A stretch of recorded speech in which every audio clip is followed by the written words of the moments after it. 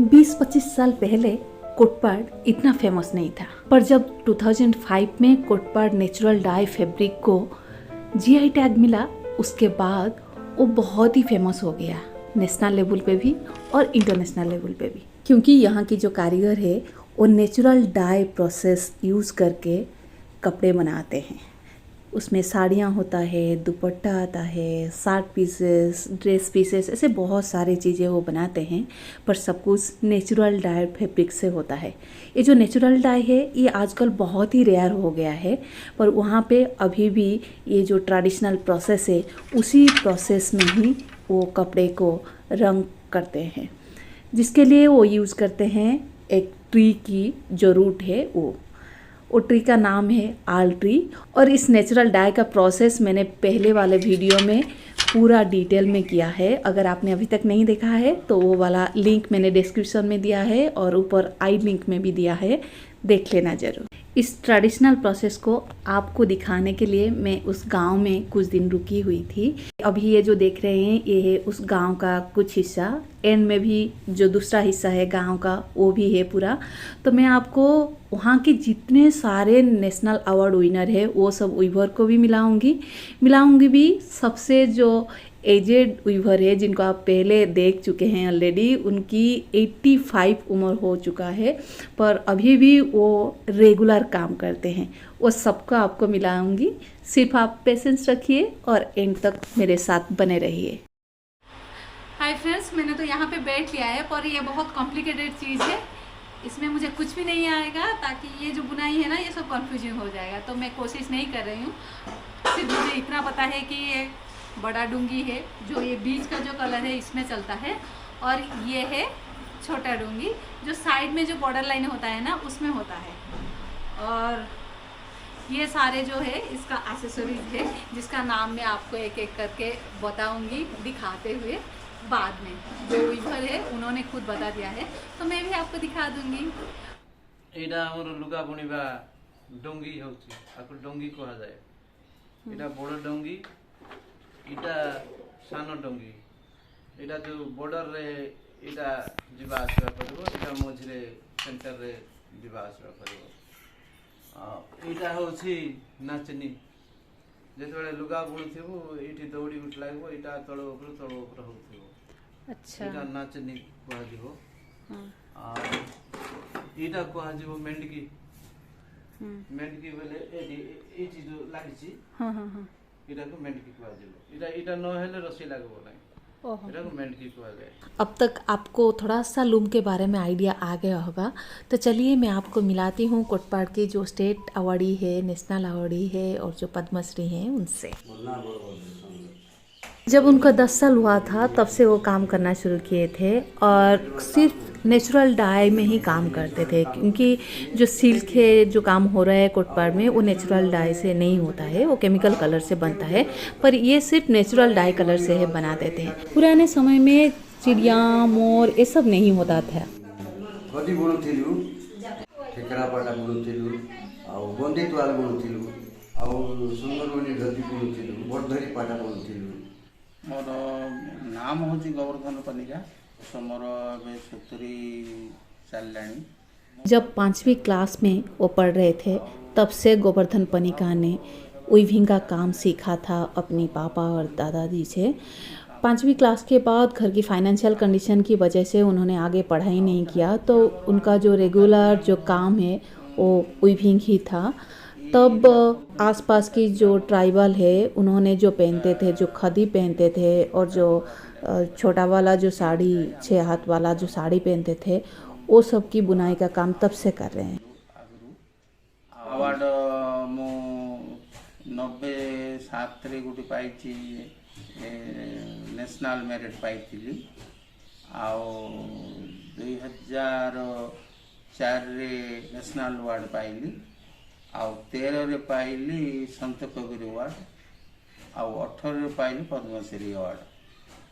गोवर्धन पनिका जो है वो नेशनल अवार्ड विनिंग वीवर तो है ही, और इसके अलावा उनको पद्मश्री भी मिला है, और उनकी जो पत्नी है वो भी नेशनल अवार्ड विनर वीवर है। ये है उन दोनों की सर्टिफिकेट सारे।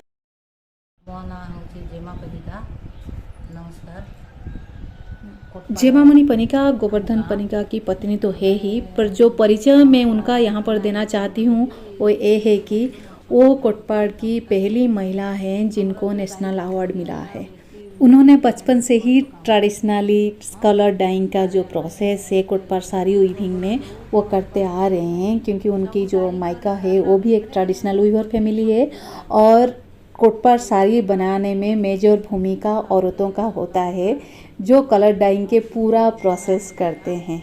मायके से तो सीखा ही था और शादी के बाद हस्बैंड के साथ मिलके कलर डाइंग करने के साथ साथ वीविंग के भी मदद कर रहे हैं वो।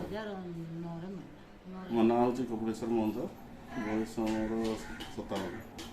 जब वो 6th क्लास में पढ़ रहे थे तब उनकी पापा से बड़े पापा से ये जो ट्रेडिशनल वीविंग की काम उन्होंने सीखा था और जब 11th क्लास में पढ़ रहे थे तब तक वो कम्प्लीटली वीविंग सीख चुके थे। ସେତେବେଳେ ଯେଉଁ ଶାଢ଼ୀ ତିଆରି ହେଉଥିଲା ଆମର ଏଇ ଶାଢ଼ୀ ନାହିଁ, ସେ ଶାଢ଼ୀ ଯେଉଁଟା ହେଉଥିଲା 14 ନମ୍ବର 20 ନମ୍ବର ଆଉ ଚଉଡ଼ା ତାର କମ୍ ଥିଲା। ଲୋକ ସେତେବେଳେ ଯେଉଁ ଆମ ଶାଢ଼ୀକୁ ଦେଖିଲେ ମଧ୍ୟ କହୁଥିଲେ କି ଏଇଟା ଦରି ନା ଚାଦର ବୋଲି କହୁଥିଲେ।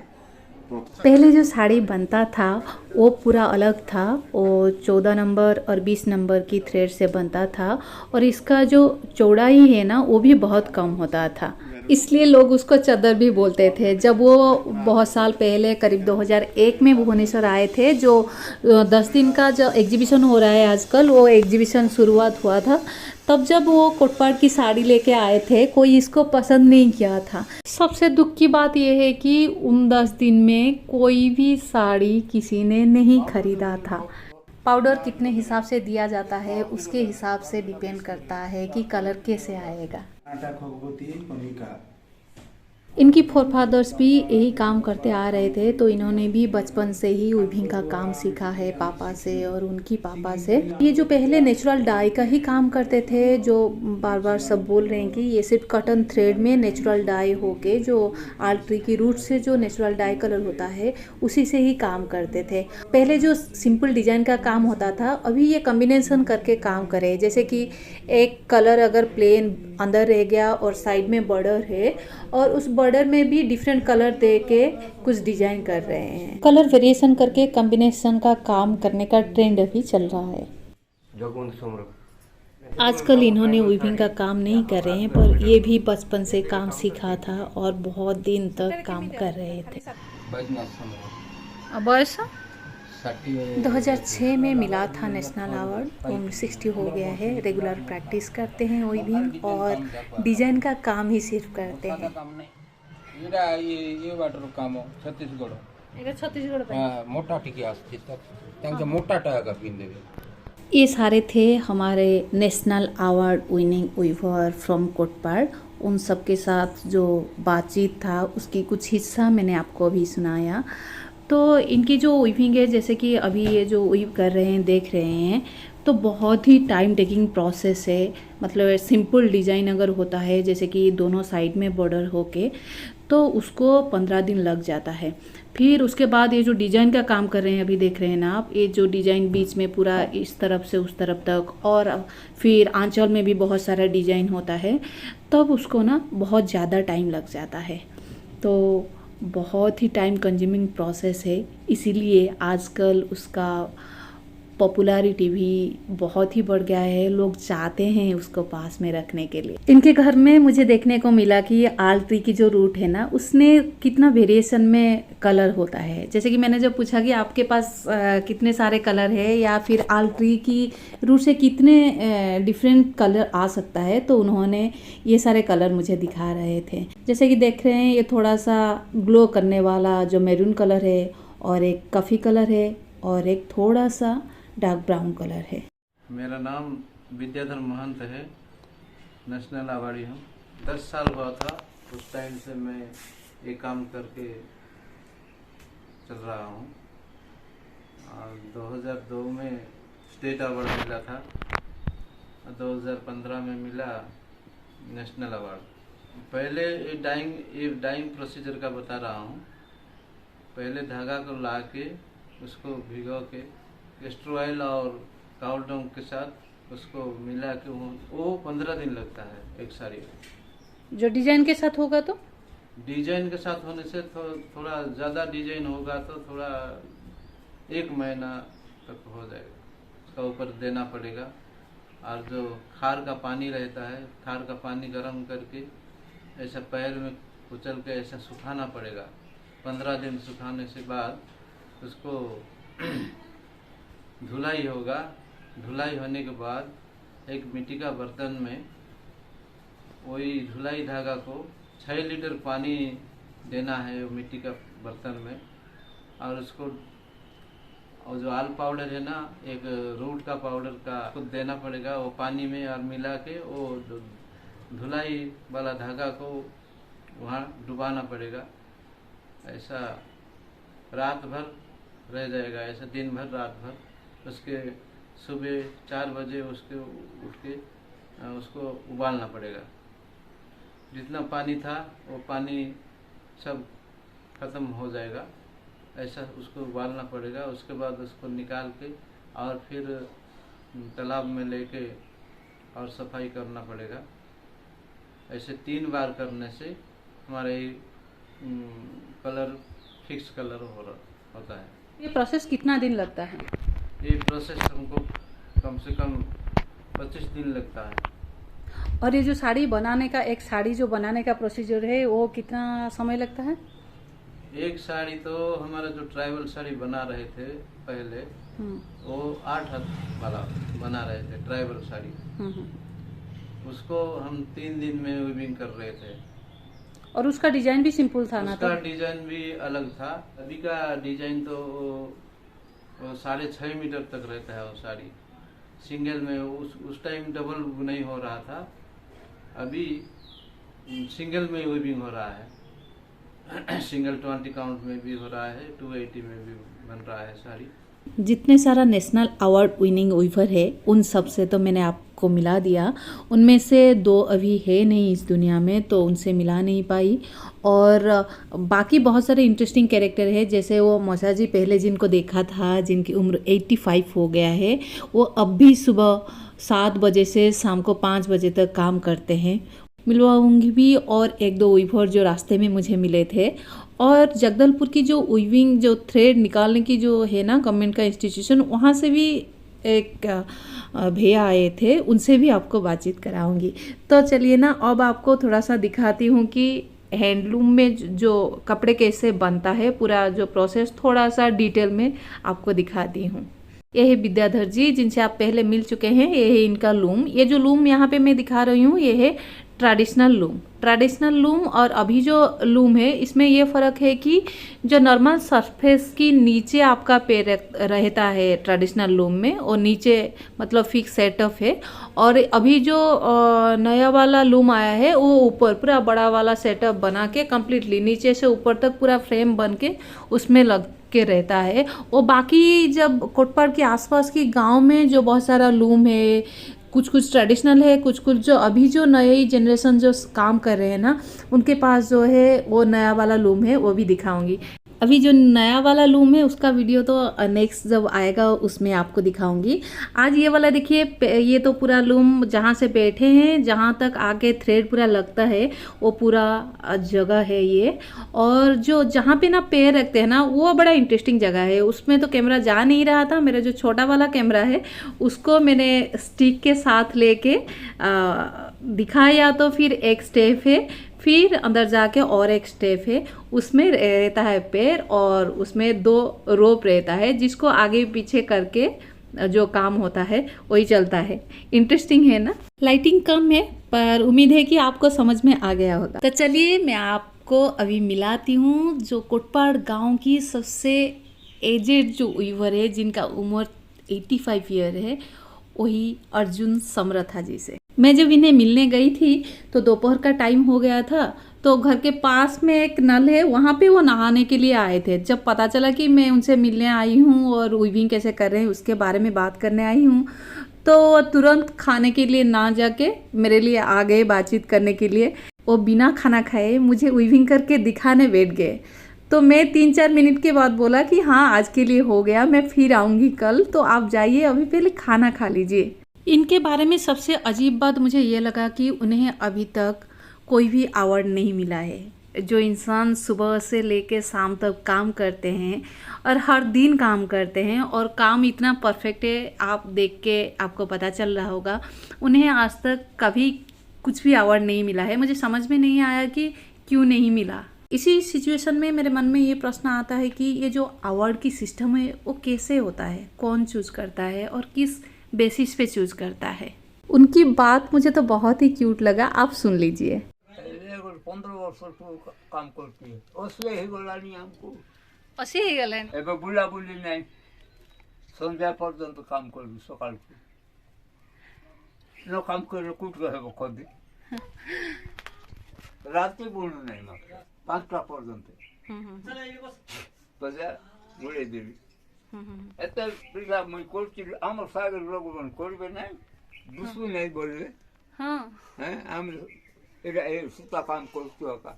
नमस्कार, मोर ना होते मीना केतन सिरा कोटपाड़। जब इनको 15 साल हुआ था तभी से इन्होंने वीविंग करना सीखा था और रेगुलरली वीविंग करना शुरू किया था। इनकी पापा से ही इन्होंने सीखा था वीविंग करना और अभी तक उन्होंने वीविंग करना जारी रखा है, बाहर भी जा रहे हैं। जब गांव की वीडियो में घूम घूम के ले रही थी तब मैं पद्मनाभ जी से मिला था। जब इनके घर के पास देके मैं जा रही थी तब दिखी ये तब भी वीविंग कर रहे हैं, तो मैं अंदर चली गई। तब ये एक एक्स्ट्रा जो हमारा जो मोटिफ रहता है ना, बूटी ये सब जब आता है साड़ी में या दुपट्टा में, वही काम कर रहे थे। तो इस बूटी में 2 तरह का होता है, जैसे कि ऊपर जैसे दिखता है डिजाइन, नीचे की तरफ से भी आप देखेंगे ना ऐसे ही डिजाइन आता है। और एक डिजाइन ये है कि ऊपर थोड़ा सा अलग दिखता है, परफेक्ट दिखता है, और नीचे जैसे कि उल्टे साइड में जैसे दिखता है ऐसे ही दिखता है। ये जो काम है ना, आप देखिए एक एक करके थ्रेड लेके वो कर रहे हैं। ये सब कुछ मतलब प्री डिजाइन कुछ है नहीं, सब कुछ अपने हाथ से करना पड़ता है एक एक करके। कितने थ्रेड के ऊपर कहाँ से लेंगे तो कौन सा डिजाइन पैटर्न कैसे ऐड होता जाएगा, इस हिसाब से करना पड़ता है। तो आप आजिम कर सकते हैं कि इसका टाइम कितना लग रहा होगा।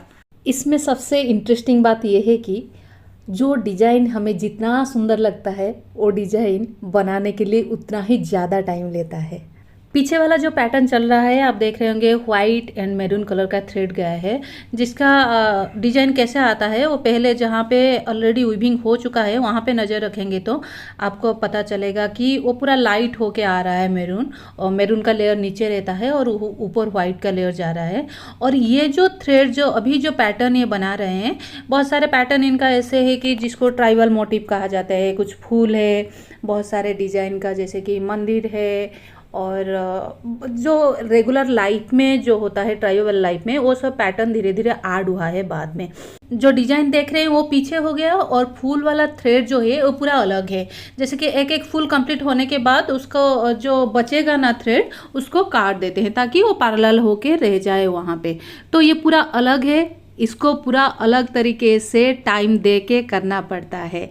कौन सा एक थ्रेड बाद रहेगा, कौन सा एक थ्रेड पहले आएगा, कौन सा 2 थ्रेड बाद रहेगा, कौन सा 2 थ्रेड पहले आएगा, वो सब पूरी बारीकी से करना पड़ता है। इसके लिए पेशेंस तो चाहिए ही, क्रिएटिविटी भी चाहिए, साइंटिफिक आइडिया भी होना चाहिए, बहुत कुछ होता है। आदत की वजह से हो या फिर ये ज़्यादा स्किल्ड है, अपने जो पुरखों से जो सीखते आए हैं इसलिए ज़्यादा स्किल्ड है इसके लिए हो, या फिर ये ज़्यादा क्रिएटिव है इसके लिए हो, पर मानना तो पड़ेगा ये बहुत ही स्पेशल है जो इतने सारे स्पेशल चीज़ें बनाते हैं। अब चलिए मैं आपको ऐसे एक इंटरेस्टिंग वीवर से मिलाती हूँ जो कोटपाड़ से नहीं है और एक पास के गांव से है, और वो साड़ी देने के लिए कोटपाड़ आए थे और मुझसे मुलाकात हो गई।